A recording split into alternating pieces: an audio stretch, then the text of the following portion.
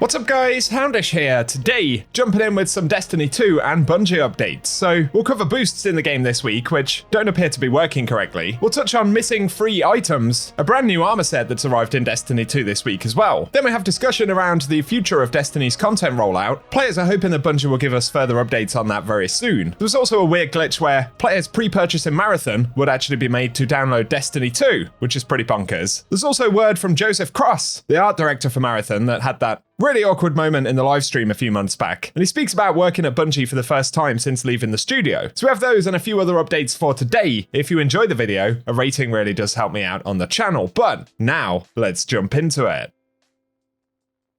So first up in the game this week, there is supposed to be a Tex Mechanica buff in the portal, so all Tex Mechanica weapons should deal overcharge damage in portal activities. I have to be honest, I have not tested it, although there are reports that it actually isn't working as intended, which is pretty funky. So you'll have to let me know any experiences you may have had with that. Otherwise, at Reset yesterday, Bungie introduced a free bundle of Marathon-related cosmetics. Some platforms actually weren't able to view this bundle in the Eververse store on the front page due to a bug. But you can see the cosmetics right there, and the bundle is actually free to claim. If you're still impacted by the bug, you can, for instance, inspect Mighty Multitool, go to the ornaments, and then actually grab the Multitool ornament for free that way, so that's another alternative. But additionally, Bungie introduced a new armor set. Here's an image of what it actually looks like. It's in the Eververse store. It is a silver-only bundle, but as we can see, Crismo shared on Twitter, they are actually pretty cool-looking armor sets. And before anyone gets mad, I'm not telling you to buy it. I'm simply telling you it exists.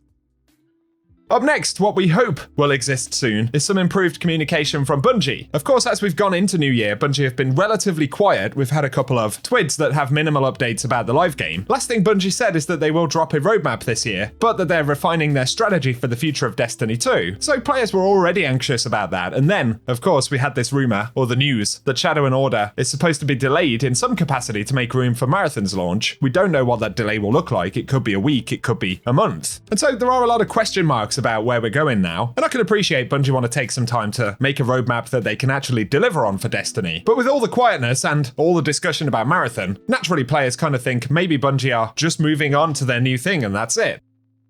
Obviously, we can't verify if that's the case, but at least with regards to the timing for Shadow and Order, and whether we should still expect a roadmap in general, I really do strongly think that Bungie should give that communication this week if they can. So I'll keep you posted on it if we do get an update. Otherwise, additional things related to Bungie, Marathon, Destiny, on top of the free items and pre-order bonuses for Marathon. There will be runner-themed armor ornaments coming at some point. They're now in collections, but currently not available in the store. Probably going to show up in the next month or so. Otherwise, as Winter pointed out, you can actually pre-order Marathon through the expansion tab in Destiny 2. So it shows Final Shape, Year of Prophecy, Renegades, all that kind of stuff. And then Marathon appears as a Destiny 2 expansion. I don't have an issue with Bungie trying to get people to pre-order Marathon who may or may not be interested in it, but I do agree that it's kind of strange to put Marathon as a Destiny expansion, which of course it isn't, but it's appearing in the same tab. Another weird thing related to this, but for folks who have pre-ordered Marathon, on Steam, the Marathon team said we've resolved an issue where Destiny 2 would begin stalling after pre-ordering Marathon. So when players had actually made the pre-order, it would give a prompt to install, and then Destiny 2 would start downloading, which is pretty wild. They additionally resolved an issue where the Collector's Edition owners would receive an error when attempting to activate their game code on Steam.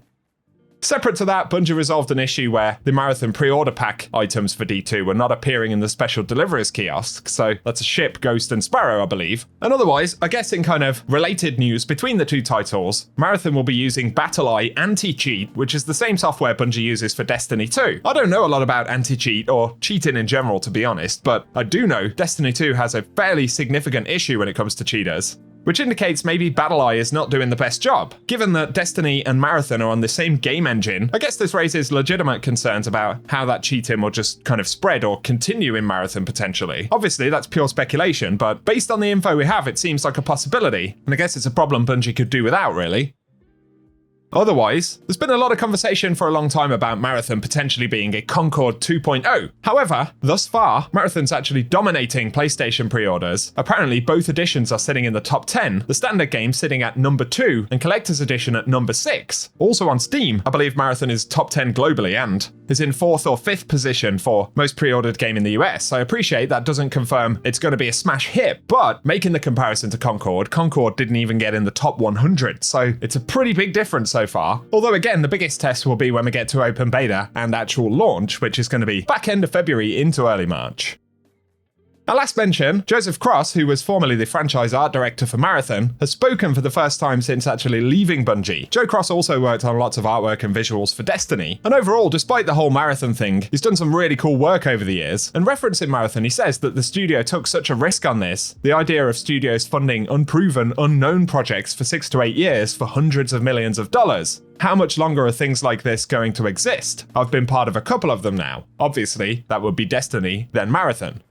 And there's an interview where he speaks about working at Bungie, influences for Marathon, and how that's kind of changed over time. But there's an interesting bit where they ask why did he step away from Bungie? And he says it ended up being a confluence of things. It wasn't one thing. I worked on this project for 6 years, and I still consider myself essentially a commercial artist. And I have an identity as an artist and as an individual. And understanding game development culture, at some point I understand how I relate to all this. I'm not a founder of Bungie, this isn't my company, and I'm conscious of the number of projects I get to work on in my life. I've spent what will ultimately be 15 years essentially on 2 projects for Bungie, with film work in between, so after 6 years, leaving a week or 2 before release lock, I felt an incredible amount of satisfaction in what we'd done, and the natural cadence of the kind of work that happens post-launch in a live service game, I also understood what I was looking at.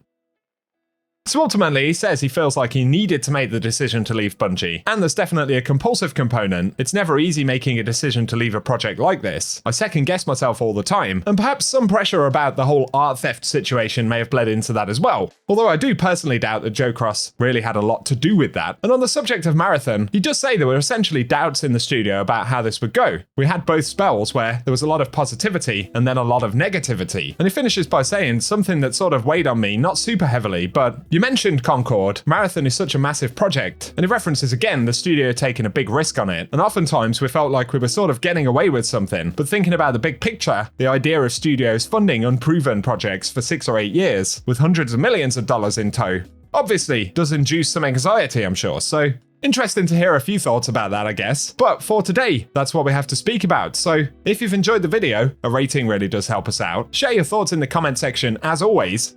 And just like you guys, I'll be keeping up to date with the Destiny news. I'm hoping Bungie will have a bit of info in the TWID this week, at least confirming what's happening with Shadow and Order, but we will just have to wait and see. For now though, thank you for watching, and I hope you guys have an awesome day.